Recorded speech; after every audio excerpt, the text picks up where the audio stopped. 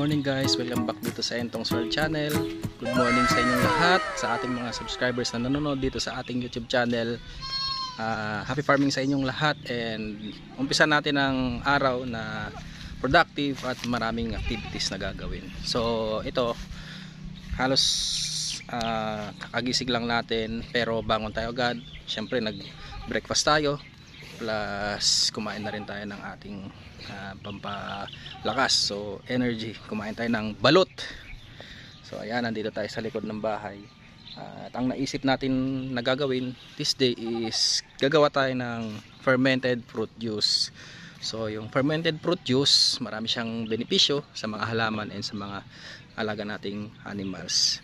So yung fermented fruit juice, pwede natin siyang gawing foliar fertilizer or yung pampabulaklak sa ating mga pananim, like sa mga kalamansi, mulberries, and marami pang iba na namumulaklak or nagbubunga ng mga fruits. So dito sa atin, marami tayong nakitang pwede nating gawing foliar or yung ating fermented fruit juice. So ayan, kung may idea kayo, nandiyan sa likod natin yung ating pagkukuhanan ng ating gagamiting prutas.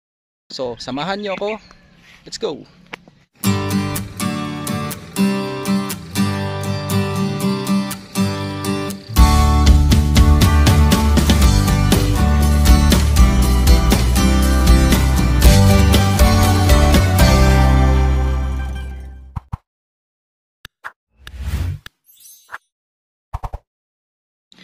So guys, Biyernes Santo dito sa province, since Holy Week nga ngayon, bawal tayong magputol-putol based sa mga pamihin ng mga matatanda. So ang activity sana natin this day is maglilinis tayo doon sa kabilang lote para pagtataniman natin ng another batch of mulberries. Pero yun nga, hindi nga raw, wag nga muna daw maglilinis kasi nga Biyernes Santo. So ayun, nakaisip tayo ng ibang gagawin natin. Pupulot tayo ng bunga ng mangga. So ito yung variety ng Indian mango.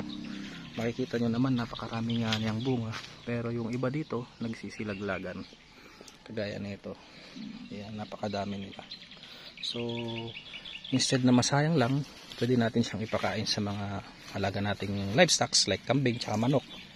And pwede rin naman natin siyang i-ferment like yung fermented fruit juice. So maganda siya sa mga pananim at mga alaga nating hayop. Ang benefits daw na makukuha doon is potassium and phosphorus. So hindi tayo masyadong expert sa ganyan. Bale, na-try din naman natin tong gawin before. Mag-ferment tayo ng mga fruits, pero sa mga alaga nating animals di pa natin na-try ipainom. So maraming gumagawa nun na pwede nilang ibigay sa mga alaga nilang animals or in-spray nila sa mga pananim nila. Kaya nito, oh, kita ninyo, itong mga to, kapag pinabayaan mo na rito is nabubulok na. So instead na mabulok, pupulutin natin at gagawin nating fermented fruit juice. So pipiliin natin yung i-ferment natin. Mas maganda kasi yung hinog talaga, yung pupulot natin or yung pahinog na, kagaya na ito. Dilaw na yung kulay niya. Ito pwede pa itong mga to. Basta piliin natin yung mga walang bulate, or kung may bulate naman, piliin natin yung side na pwede pang i-ferment. So itong mga to, pwede pa itong mga to. Ayan. Kukunin natin yung mga yan, tapos saka natin ipa-ferment. Actually guys, madali lang naman ang pagpo-ferment ng ganito fermented fruit juice. So ang ratio niya is 50-50. So 50% na fruits, 50% na molasses or brown sugar naman kung wala kayong molasses. So ganun lang yung gagawin natin. Kung meron kayong maliit na lagayan like jar or yung mga lagayan ng stick o, pwede yun kung konti lang yung ipa-ferment niyo. So ganun lang, pa-ferment natin. Madali lang siya. Ayan, si lola ko, mangunguha din daw ng kanyang pang merienda. Mag-hi ka sa camera, Pong. Ayan, titingin kami. Tingin muna kami ng mga pwedeng kainin. So, ayan. Ito yung kay Auntie Heidi. Auntie Heidi, pahingi Auntie Charito. Ayan yung mga bunga niya, oh. Doon sa taas. Oh, ang daming. Tataas nga lang kasi. So ganyan ang bunga ng mga Indian mango dito sa province. Pag parating na ang summer, talagang namumulaklak sila, tapos napakarami ng bunga. Yun nga lang, napakataas. Ayan, no? Sa Manila kasi ang bunga nito ay pumapatak ng 50 pesos 3 piraso. So imagine nyo yun, kung meron kayong pang transpo na sasakyan, tapos magbebenta kayo sa Manila, talagang malaking income. Yun nga lang, since wala naman tayong sasakyan, so pang sariling konsumo na. Tingnan nyo, ang dami oh. Ayan, zoom natin yung video. Ayan, ang dami oh. Ang daming bunga ng mangga. Ayun pa, ang dami. Taas nga lang. So ito yung nakolekta ni Apong. Dami. Dami. So guys, hindi lang dito kay Latita kung marami. Dito rin sa amin, sobrang dami pala dun, sa itaas na part. So ang nangyayari, nahuhulog lang yung iba, nasasayang. Pero meron din naman mga times na nangunguha kami. Yun nga lang, pag lagi kang kumakain kasi ng ganito, sasawa ka din. Hindi naman palaging nagkikrave ka sa mangga. Pero yung mga tropa natin dyan sa Manila, nagkikrave lagi sa ganito. Dahil nga ang mga lugar doon, syempre wala naman gaanong puno ng mangga. May makikita man tayo, mangilan-ngilan lang, puro sementado na yung lugar nila. So dito sa atin, unlimited supply ng prutas. Yan pa yung iba guys, nasa taas talaga. Ayan. Tapos pag sinilip nyo dyan sa bandang loob, marami pang mga tagong bunga. Ayan dami. Ayan. So instead na masayang yung mga nahuhulog, pupulutin na lang natin, tapos ipaperment natin. And guys, meron din mga times na itong mga alaga natin kambing, pumupunta na sila dito sa silong ng mangga. So sila na yung kusang namumulot or kumakain ng mga nalalagalag na bunga ng Indian mango. So ayan, hindi rin naman nasasayang minsan dahil andito sila yung tagakain. Kagaya nito yung bulog natin, yung mga nahuhulog, kinakain nila. Hello bulog, gusto ka dyan bulog? Ay, gusto mo yung tali mo?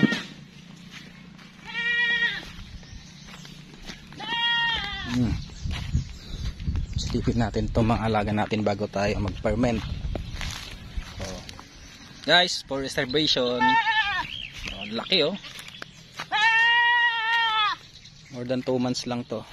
So magti 3 months old. Laki.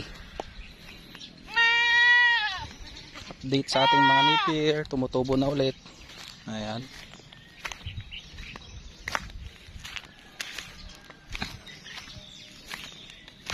Bisa din kasi talaga pag naglalagay kayo ng abono, nabubuhay talaga ulit yung mga napier. Ang problema nga lang, yung iba dito is ayan, ganang mga yan nawala na sa linya. Timinahin natin na isa. Tingnan nyo yung mga napier dito diba? Pansinin niyo yung dulo, pinagkakain na ng mga alaga nating bisiro. Tignan nyo naman, ang laki. Ang laki. Isa lang kasi siyang anak, tapos may lahi pa. Ayan, laki. Pero maganda rin City soy. Laki. Kung ano lang sana to, kung babae, iiwan natin kaso nga lang bulog. Hindi na natin siya pwedeng i-cross dun sa mga anak din o yung mga kapatid niya sa tatay, yung mga anak ni Tenga, kasi karamihan dun kapatid niya talaga. So instead na masayang, benta na lang natin sa mga gustong mag-breed ng kambing. At least mapaganda man lang yung lahi ng mga kambing nila, mapalaki. Ayan, ang laki. Tignan nyo yung height niya dun sa nanay niya. What if pa to, pumatak ng 8 months old or 1 year old, din laki niya. So guys, ito lang yung kakailanganin natin. Siyempre molasses, meron tayong stock para dun sa mga livestock natin. So ito yung pinapainom natin every day. And ito po yung ating mga napulot. So pipiliin lang naman natin yung medyo hinog, kagaya nito. Yan, mga nahihinog na. Yan yung mga pwedeng i-ferment nyo. So hindi nyo pwedeng i-ferment pag yung maasim pa. Kaya ito, mas okay pa tong mga kakahulog na dilaw. Yan, mga yan, malalambot na. Pwede nang i-ferment yung mga yan. Instead nga na masayang, gagamitin natin siya para sa FFJ, fermented fruit juice. So start na tayo. So ito guys, no, meron tayong sample dito, yung hinati natin. Yan ang loob ng mga nahuhulog na Indian mango. Ito, pwede na siyang i-ferment kasi nga dilaw at hinog na yung loob niya. So kapag maasim pa, huwag nyo ipa-ferment kasi mas maganda to, may sugar na siya. Ayan, sinunta natin yung loob niya. So para hindi masayang yung mga nahuhulog na mangga, o meron kayong tanim sa bakuran, ayan, pwede mga yan. So ito, ang gagawin natin, kunin natin yung lagayan. Ayan. Itong sa gilid, kukunin din natin yan mamaya para hindi siya sayang. So kailangan din linisan nyo muna bago nyo siya gagamitin. So ganyan lang, kuha tayong kutsara. Ayan. Ayan. Oops, yun na. Another one. Ayan. Kunin natin yung mga part na malambot. Ayan, yan nasa gitna. Itong sa gilid kasi na part medyo matigas pa, so exclude natin yan. Next, bubukas tayo ulit. Same process hanggang mapuno natin yung kalahati ng ating lagayan. Ayan. Oh, tingnan yung lobo, dilaw na dilaw. May magandang ferment.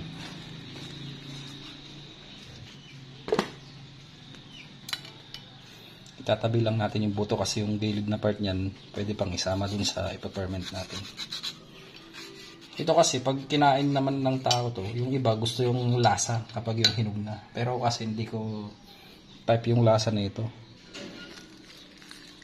Ayan, oh, ganda ng laman, oh. Dilaw na dilaw.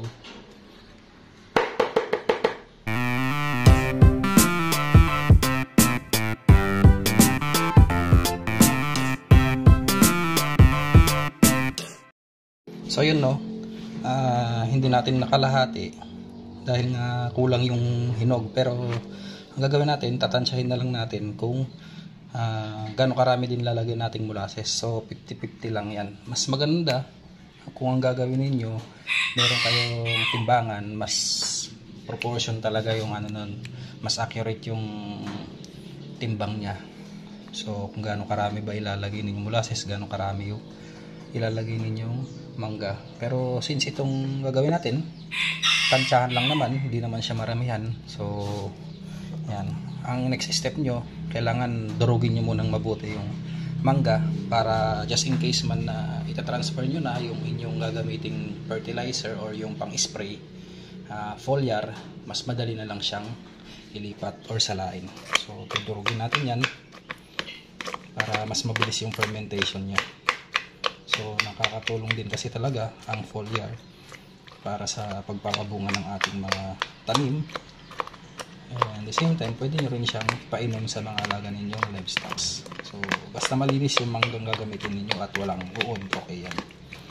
So yan, durugin lang natin mabuti hanggang mapino siya. Saka natin siya haluan ng molasses. At yan na ano guys, na durog na natin. Hindi man siya ganun kadurog na durog. So okay na rin to kasi magpa-ferment pa rin naman to. Basta wag lang yung sobrang buo.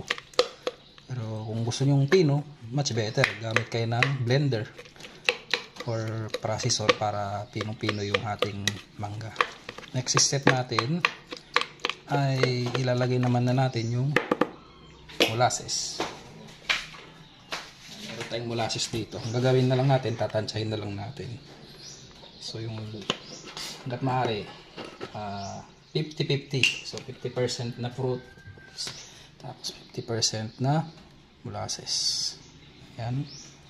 Lagyan natin yung molasses. Kung gaano karami yung fruits, ganoon din karami yung molasses dapat.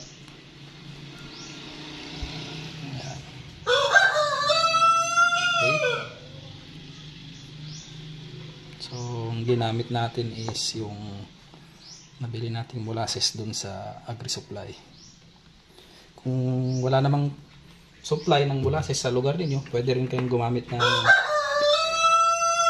brown sugar. So, okay yun. And next step natin, ihalo natin siya. Siyempre para maghalo yung fruits tsaka yung molasses para mas mabilis yung fermentation niya. So, ayan guys. Ito na naman oh. Napakasimple lang ng proseso ng paggawa ng fermented fruit juice. Napakaganda nito sa mga tanim ninyo na gusto nyong pabungahin or pabulaklakin. And pwede rin siya sa mga alagang livestocks. So, mas makakatipid kayo at mas organic yung pamamaraan ninyo ng pag-ferment kapag ganito yung process ninyo. So, napakadali lang niya. And yan, once na mahalo na natin siya, next step natin is tatakpan natin siya ng pwedeng plastic or yung tela.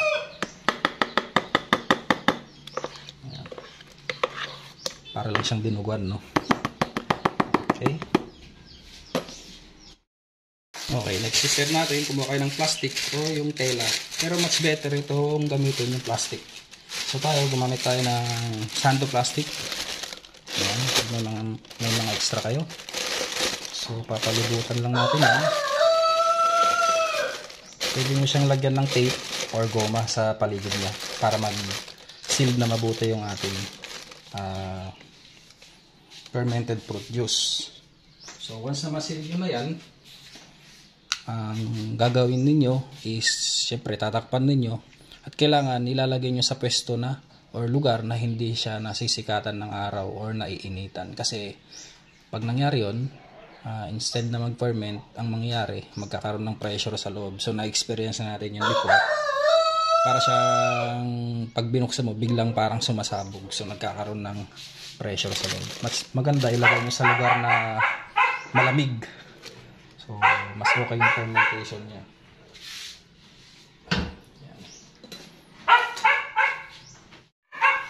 At ayan na guys, no, ang label na nilagay natin, fermented fruit juice, tapos yung date kung kailan siya nagawa. So mas okay yan para alam ninyo kung pwede na siyang gamitin. So yung iba, after 7 days, pwede na basta fermented fruit juice. Pwede nyo na siyang i-spray sa mga tanim ninyong halaman na namumulaklak or namumunga. So maganda siya, tipid na, effective pa.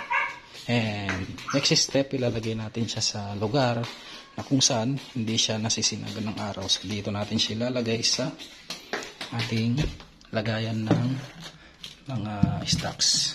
So ayan. So, dito hindi siya naiinitan. Kahit may bintana dyan, walang sikat ng araw dyan. So safe siya dito. Ayan. Make sure lang natin na nakasealed talaga siya.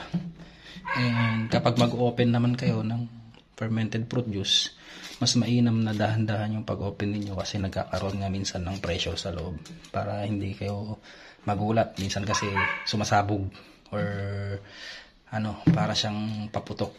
So yan guys, papunta naman tayo sa likod ng bahay. Bibigyan natin itong mga alaga natin kambing noong pinagbalatan ng mangga. So ito, para hindi masayang, dinala na natin dito sa ating mga alagang kambing. Napakaraming purpose nung ating mangga, so hindi siya sayang. Kaya kayo kung may tanim kayong mga ganyan, mga mangga, much better na gumawa kayo ng paraan, yung practical, makakatipid kayo, tapos the same time magbe-benefit din yung mga alaga nating hayop. So gaya nito, yung alaga nating kambing na native na inahin, bigyan natin siya ng balat ng mangga. So yung ating ma-ferment, pagtapos din pwede rin sa kanila. Ayan o, diba? Double purpose. Actually triple purpose na pwede sa tao, pwede sa hayop, pwede rin sa halaman. So ayan, gustong gusto niya oh. Oh. Oh. Hindi ba? Napakaganda. Ito pa. Dali. Ito kasi nagpapasuso to eh. 3 yung pinapasuso niya, kaya hanggat maaari mapatabasa na siya. Yun nga lang, nung nakaraan daw pala, nag-hit ulit siya, tapos na-stud ulit ni tenga. So, yun naman ang kagandahan nitong kambing na to. Masipag maglandi. Oh.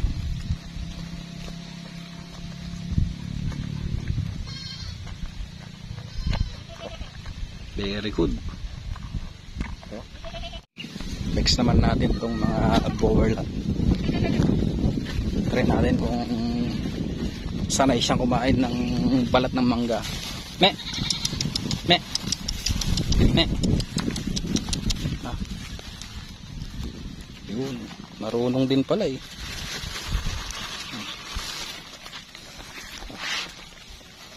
Marunong din. Very good din pala.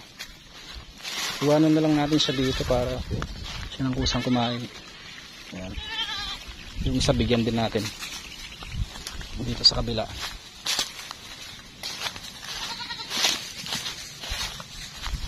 Grabing laki ni ano, puti. Mas malaki na siya dito kay ano, kay Chabit. Oh, laki oh.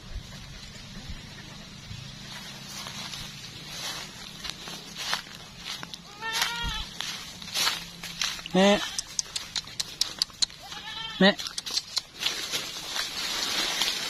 Yung maganda pag may mga alaga kayo, oh. Alaga at pananim. Parang paikot-ikot lang yung ano, yung purpose ng mga tanim. Yung mga damo kakainin ni kambing, si kambing naman yung ipot niya o yung dumi niya nagiging fertilizer. Oh.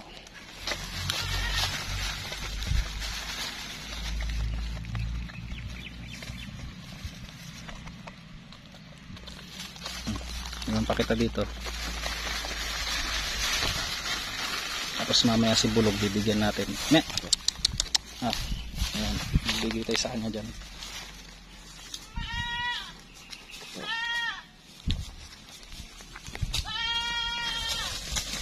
Tapang. Next natin yung Bulog. Bibigyan natin.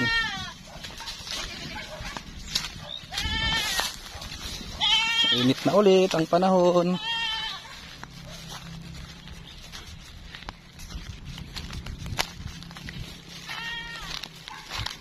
Natin si Bulog. Si Bulog. Bulog. Tali na naman yung katawan niya. Ayusin natin yung tali mo. Dito ka sa gitna para maayos natin. Yun. Ayan. Okay. Kain ka dyan. Tapusin natin nga sa leg mo. May sirot-sirot. Ayan. Okay na. Okay na to. Oh, gustong gusto. Sige.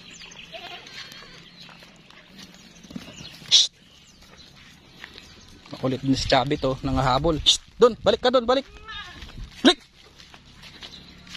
Doon. Isang aliwalas ng kapaligiran, no. Tapos ang sarap ng hangin.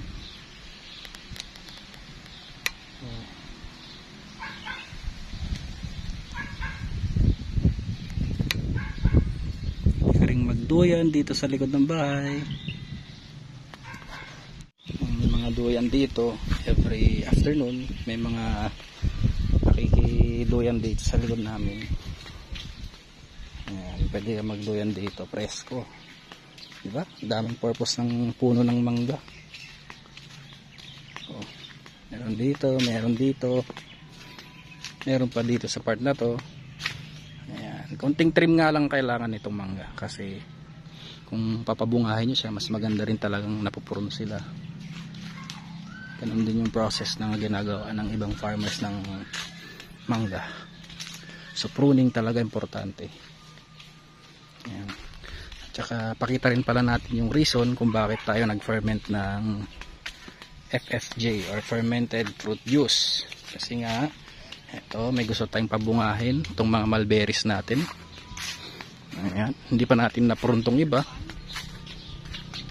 para mamunga sila. Dito sa part na to, pakita natin yung naprune natin kahapon. Meron din ako palang nakita na defoliation na pang spray. So kasi pag magpapatubo kayo ng ganito or magpapabunga kayo, kailangan tanggalin nyo talaga lahat ng dahon nya. So kakalbuhin ninyo para pabuhay yung mga buds nya sa dulo. Ayan yung mga buds maliliit, yung lalabas niyan, magkakaroon siya ng mga sanga kasabay no yung bulaklak and yung bunga. So dito kailangan malinisan din natin yung ibang part, tapos maglalagay tayo ng ferment natin, ididilig natin or spray, so para maparami natin yung bunga nya. Itong mga to, plano ko dito, try ko yung defoliation na ini-spray yung sinasabi nila. So para hindi sayang yung mga stem nya. Ang dami kasi oh. Pag yan kasi lahat na bunga, napakagandang tignan. Illinois variety po ito guys. Ang gandang variety, pampabunga or pangbunga lang. Ayan, yung dahon nya medyo konti. So pwede rin sa kambing pero konti lang dahon nya, ganyan lang. Hindi gaya nitong native na variety. Talagang ito, minsan kasi ito talagang dumadami yung dahon. Nakadesign siya para sa silkworm. Yun talaga yung purpose ng mulberry leaves dati.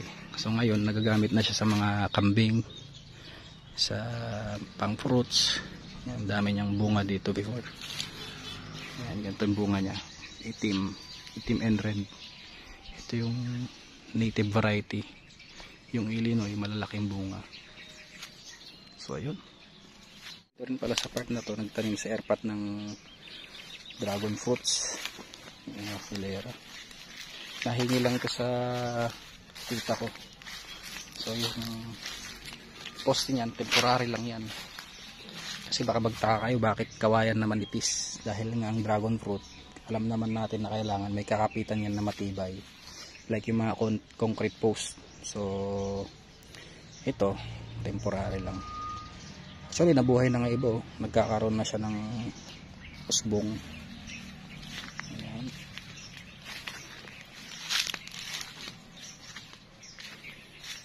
Ayan pa dito. Ito kaya nitong magposte sa mga dragon fruit kasi matibay ang puno ng bayabas. Tapos yung mga madre agua natin dito rin. Madre agua. Kulang din sa fertilizer. Medyo konti dahon niya. Ayun pa. Tapos dito sa harapang part, dito yung mga tanim na airpot. Unti-unti na rin nagka-garden dito. May mga talong, ampalaya, upo. Tapos yun na may punla ng sili. Napakarami. Ito yung bell pepper. Dami. Yung siling pangsigang nasa likod. Ganyan lang. So yan lang ang video natin for today guys. Sana ay nagustuhan ninyo at nakatulong sa mga gustong makatipid sa pang fertilizer or pang spray sa inyong mga namumulaklak na tanim. Madali lang, basta meron kayong mga kapitbahay or may bakuran kayo na may tanim kayong puno ng mangga ng Indian, lalo yung Indian na yan kasi napakarami ng bunga niyan. So kusang namumunga, yung iba nauhulog, sayang naman. So ganun gawin nyo, fermented fruit juice, pwede sa hayop, pwede rin sa mga pananim ninyo. Yeah. So kita-kita tayo ulit next time guys, and shout out sa ating mga masugid na viewers dito sa ating YouTube channel Entong's World. So happy farming sa inyo and Holy Week, sana magdasal po tayong lahat and good health sa inyo. Happy farming, bye bye.